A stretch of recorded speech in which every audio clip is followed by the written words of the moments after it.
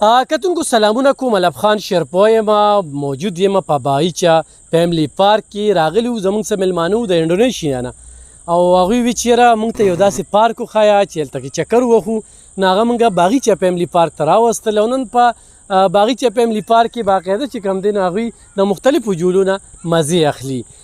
دغه مزو اخیستو سره موږ هغوی سره خبرې وکړې، چونکې هغوی عربي وی او په عربۍ کې هغوی دا خبره وکړله چې د یوې خبرې نه انکار نه کړو چې ګرمي ډېره زیاته ده، هوا نه لګي. چونکې د جون په میاشت کې په 400 کې چې کومه یخني وچلېدله، نو دا تاریخ چې کوم دی راقم کو بدمرغۍ نه ګرمي بیا زیاته شوله، او دلته کې د بجلۍ لوډ شیډنګ یو انتقا ته رسېدلی دی. په شواروز کې موږ له 2 غنټې بجلي راکوي. نو هغه میلمانه ډېر زیات تنګ شوي دي د دې ګرمۍ نه، ځکه چې هغوی کوم ځای کې کارونه کوي یا چېرته ناست دي، هر ځای کې اې سیګان لګېدلي وي.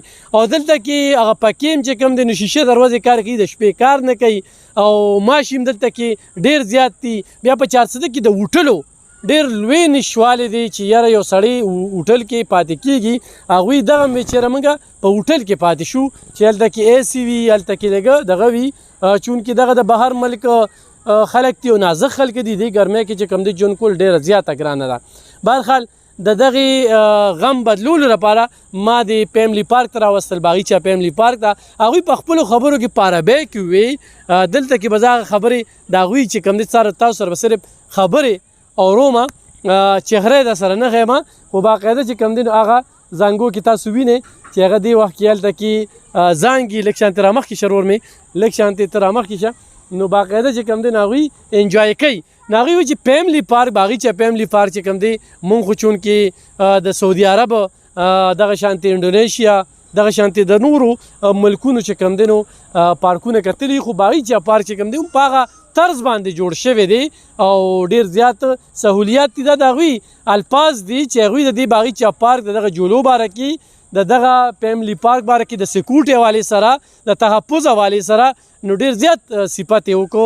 خو د ګرمۍ ګیله یې وکړله، د لوډ شیډنګ ګیله یې وکړله، او هوا قدرتي کار دی، الله پاک را باندې نور څو زیره لاندې کړی دی، او بیا چې کوم دی نو هوا یې هم بنده کړې ده.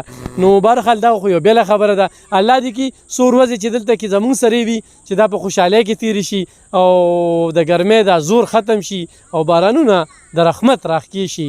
نو دا مې په 400 د باغیچه فیملی پارک کې څو خبرې د سره کول غوښتل چې دغه زمونږ میلمانه دي انډونیشیا، او دلته کې راغلي دي.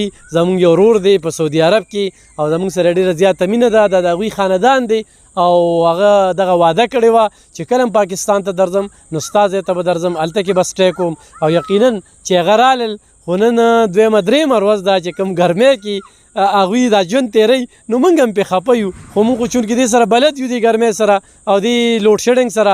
پاکستان دی، او پاکستان کې خو ده تیاره، دلته کې خو حکمرانان چې کم دی ځان ته سیګان، ځان ته ټول سهولیات، ځان ته هر څه پیدې. خو قام ته څه وایي، دا 2 بجو نه پس فیملی پارک بند که، دا 2 بجو نه پس چې کوم دی دوکانونه بند که، دا 2 بجو نه پس چې کوم دی نو بار ته مه روځه. نو د خپل ځان دپاره ښه خوښئ او زموږ دپاره بد خوښئ. نو د بجلۍ موږ بیلونه ورکوو، خو وي ادم نشته، بویه شته، او بجلي نشته او بل شته. بل ښه زیات ورکوو، خو بجلي مو نه لیدله. نو داسې میلمانه چې راشي نو هغه وایي یاره پاکستان کې دا څه دي، کوم سهولیات دی، ګراني زیاته را ټکسونه زیات دي. نو بیا د هغې دپاره دغه فیملی پارک دی باغیچه چې دا د غم بدلولو لپاره، نو دا یو لمحه تېره شوله، او په دې لمحه کې موږ د هغوی د غم بدلولو چې کوم دی نو یو کوشش وکړو، او هغوی په خپلو الفاظو کې خو هم د دغه باغیچه فیملی پارک صفت وکړو. انشاءالله بیا به راځو. لوی اختر را روان دی، او د اختر لپاره پکې نوې جولې لګېدلې دي، او نوې سهولیات چې کوم دی نو د اختر دغې خلکو ته ورکړې شوي دي چې د اختر لوی اختر میله به دلته ډېره غټه لګي. د هغې دپاره نوې کیمرې ولګېدې، نوره سکیورټي تعینات شوه، او ډېر زبردست پروګرام وشو. نو د لوی اختر دپاره چې کوم دی نو بالکل راتلی شي، او په دغه فیملی پارک کې چې کوم دی انجوای کولی شي، مزې اخیستی شي، او د فیملی سره راتلی شي. ښه تحفظ به تاسو ته میلاویږي. ډېره مننه، خوشحاله.